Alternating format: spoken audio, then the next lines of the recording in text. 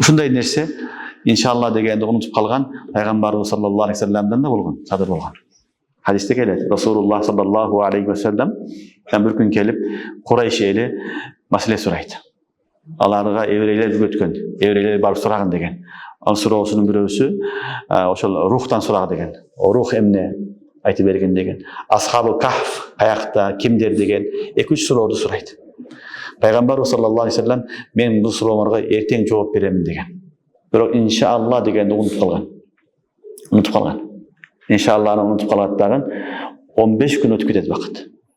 Анан Курайш кафирлары, арабтар келип пайгамбарыбызга шылдыңдаган. Эртең жооп айтам дедиң, эртең эмес 1 күн, 2 күн, 3 күн, 15 күн өтүп кетти. Азырга чейин сен айта элексиң деген.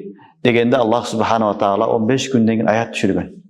Ал аят: "Вала тaqуlanna li shay'in inni fa'ilun zalika gadan illa ay yasha Allah." Вала тaqуlanna li shay'in inni fa'ilun zalika gadan illa ay yasha Allah. Көрдүңөрбү? Бир нерсени мен эртең кылам деп эч качан айтпаган. Илля ай яша Аллах. Бир гана Аллах кааласа, иншалла деп айткан деген аят түшүргөн.